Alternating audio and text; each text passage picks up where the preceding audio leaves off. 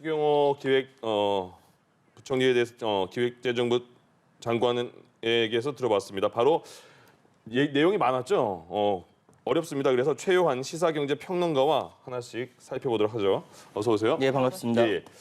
내용이 많아서 어느 게 더 중요한지 모르겠습니다. 다 물론 중요하겠지만 전체적인 평가, 요약 어떻게 될까요? 간단하게 말씀드리면 현재 경제 상황이 굉장히 어렵다. 이유는 뭐냐면 미국이 금리를 올렸다. 한국도 따라서 올리면 그 상황에서 한국 사람들이 그러니까 은행의 부채라든지 가계부채 많고 한 상황을 어떻게 할 것이냐.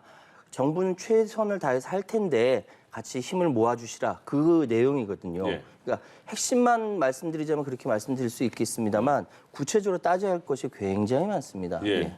네, 지금 발표된 내용을 보면은 물가는 치솟고 있고 지금 성장은 더디다 이렇게 정리를 해볼 수가 있는데 향후 전망은 또 어떻게 예상을 하시는지요?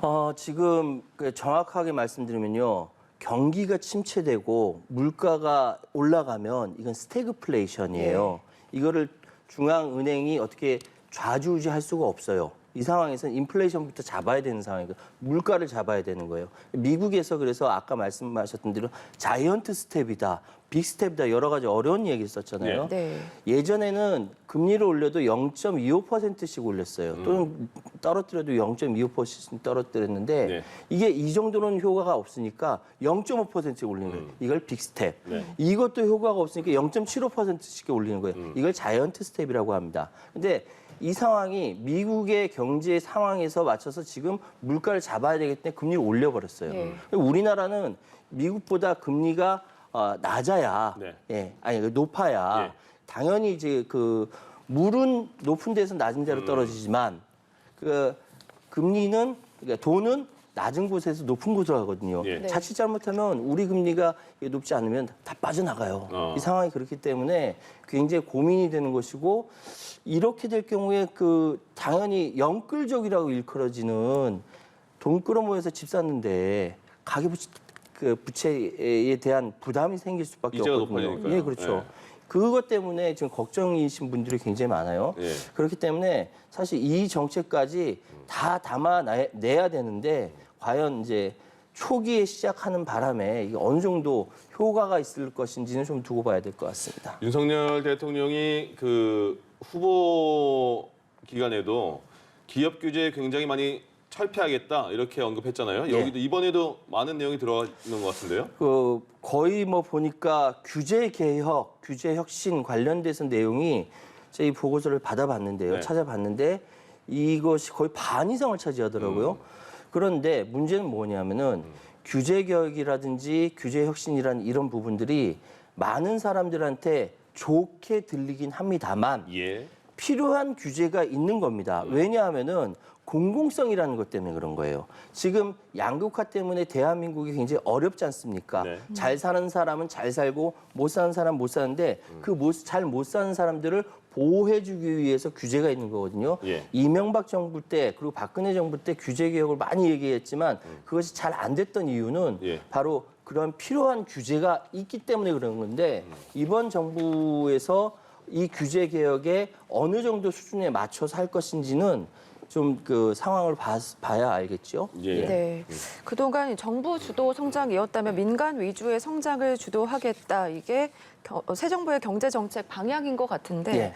이게 말은 쉽지만 굉장히 어렵잖아요. 어떻게 그렇죠. 그러니까 사실 지난 문재인 정부 시절에는 소득 주도 성장을 주로 해서 정부가 주도함으로써 기업이 따라오게 했는데 네. 앞으로 윤석열 정부에서는 달리하겠다라는 의미는 예. 민간이 먼저 치고 나갈 때 뒤에서 밀겠다라는 거거든요. 이건 이제 말은 이렇게 제가 이렇게 쉽게 하지만 네. 과연 이것이 유기적으로 정부가 하는 것과 기업이 하는 것이 잘 연결이 될 것인가는 미지수입니다. 그러나 한 가지 확실한 건 대한민국은 더 예전에 이야기했던 고래 싸움에 등 터진 새우가 아닙니다. 네. 한 돌고래쯤 됐어요. 예, 선진국이라는 이야기 하지 않습니까? 그럼 선진국은 선진국답게 이 전체적인 계획이라든지 기업과 정부의 관계라든지 이런 걸 새롭게 정립할 필요는 있어요. 예. 근데 이걸 굳이 정부가 밀고 기업이 먼저 끌고 뭐 이렇게 표현한다기보다는 유기적인 관계를 만들어가는 것이 중요하다라고 말씀드릴게요. 앞서 말씀드렸습니다만 오늘 연준이 기준금리 0.75%포인트 처음 듣는 뭐 자이언트 스텝을 밟았습니다. 예. 네. 아까 말씀하셨는데 금리가 그러면 한국과 미국의 금리 차가 역전이 되면 좀 안 좋을 수도 있다는 말을 했잖아요. 근데 그 일각에서는 역전이 뭐 당연한 거다 이렇게 얘기도 하던데 예. 자세히 좀 말해 주시죠. 7월 달에 지금 금리 역전이 될 것이다라는 예측도 있습니다. 네. 그러니까 역전이니까 미국 금리가 우리 금리보다 보다 높다. 예. 예, 높다. 그러면 저축을 해도 한국은행에 저축하는 게 낫겠어요? 미국은행에 저축하는 게 돈을 미국이죠. 그렇죠. 예. 그렇기 때문에 한국에 있는 자금이 유출되는 거 아니냐라는 걱정을 하거든요. 네. 그런데 문제는 단지 이 자금의 유출이라는 거는 금리만 가지고 결정하지 않거든요. 네. 여러 가지 조건이라든지 정부 혜택이라든지 여러 가지 이유를 가지고 자금이 투자가 되고는 그런 것이기 때문에 단순히 금리만 가지고 하진 않지만 예. 그래서 기본적으로 금리 문제가 큰 비중을 차지하는 건 맞습니다. 그렇기 때문에 미국에서 자이언트 스텝이니 빅스텝이 할 때마다 한국은행이 신경을 바짝 세워서 볼 수밖에 없는 것이고요. 그림에 보시다시피 예. 기준금리 전망이 앞으로 이렇게 되잖아요. 네. 미국은 지금 물가가 어마어마하게 비싸요. 예. 지금 막 올라가고 있어요. 더군다나 11월 달에 중간 선거가 있거든요. 네. 바이든 행정부는 선거에서 이기기 위해서 물가를 잡아야 돼요.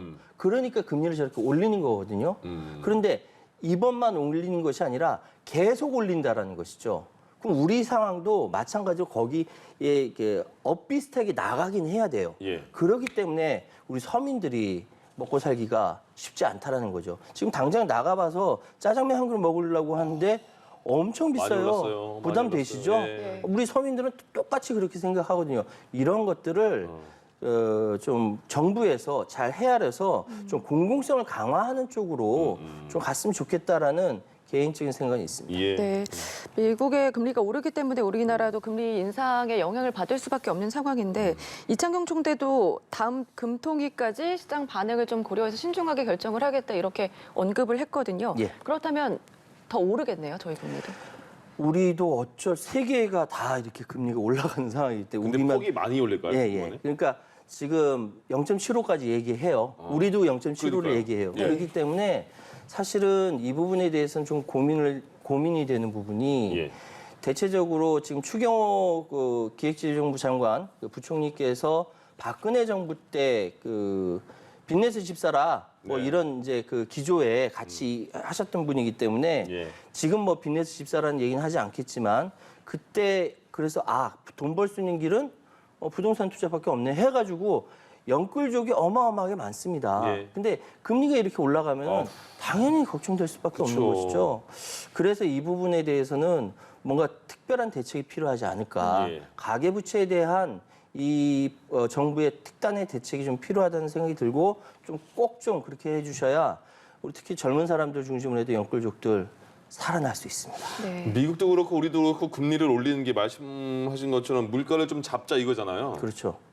계속 이렇게 올리면 잡히긴 그러니까 잡힌다고 보세요? 왜냐하면은 지금 문제는 심지어는 스태그플레이션으로 완전 빠지기 전에 그러니까 경기 내 침체인데 물가가 한없이 올라가면은 이걸 스태그플레이션이라고 하거든요. 네. 예. 근데 그러기 전에 물가 먼저 잡자라는 전략인 겁니다. 미국의 배경이 그래요. 더군다나 지금 우크라이나 전쟁이 뭐 세계에서 벌어지는 각국에서 벌어지는 뭐 식량 수출 금지라든지 이런 것 때문에 물가는 한도 끝도 없이 올라가게 생겼는데 미국이 이 상황에서 가만히 있으면 안 되거든요. 그리고 바이든 행정부 또 11월 달에 선거했으니까 선거 앞에서 뭔가 해야 될 거 아닙니까? 네.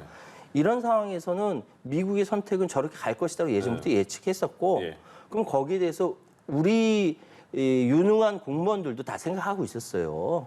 다 똑똑하거든요. 그런데 이것을 막상 정책적으로 실행하려고 하니까 이건 또 이제 각국의 상황에 따라서 부담인 것이죠. 그렇기 때문에 모든 정책은 오늘도 많은 준비를 하셔서 이렇게 진행해 왔는데 모든 정책은 우리 국민들 중심으로 국민들이 생활할 때 편한가 그렇지 않은가 이거 중심으로 좀 생각하셨으면 좋겠고 시행하셨으면 좋겠습니다. 네. 예. 아까 영끌족과 관련해서 좀 얘기를 해주셨는데 이게 금리가 오르다 보면 자연스럽게 주택담보대출의 금리도 오르게 되는 거잖아요. 네. 이렇게 되면은 소비자들의 부담은 더 커질 수밖에 없는데 부동산 시장 가격은 좀 어떻게 잡힐까요? 지금 이번에 보니까 부동산 가격 관련돼서 보유세라든지 종부세라든지 이런 부분들이 좀 완화한다라고 이야기를 합니다. 근데 정부로서는 이렇게 이야기할 수밖에 없죠.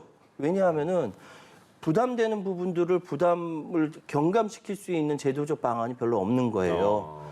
부동산 시장 이 자체를 봤을 때 이미 정권이 교체된 것은 부동산 정책의 실패 때문에 정권이 교체됐다고 다들 보는데 예. 그럼 윤석열 정권이 뭘 할 것이냐라고 했을 때 그럼 이렇게 하겠습니다 해서 나오는 것이 지금 현행 나오는 부동산 정책의 종부세라든지 이런 보유세라든지 이런 것들을 이야기하는 거지 않습니까? 예. 그러면 이 부분들이 과연 향후 경제의 활성화라든지 이런 부분이랑 어떻게 맞물릴 것인가? 이건 정책 결정자와 집행자의 능력이다. 예. 우리나라의 뛰어난 공무원분들의 네. 능력을 한번 믿어볼게요. 네, 알겠습니다. 알겠습니다. 네, 지금까지 미국의 기준금리 인상 그리고 새 정부의 경제 정책에 대해서 최유한 시사경제평론가와 함께 짚어봤습니다. 고맙습니다. 고맙습니다. 네, 감사합니다.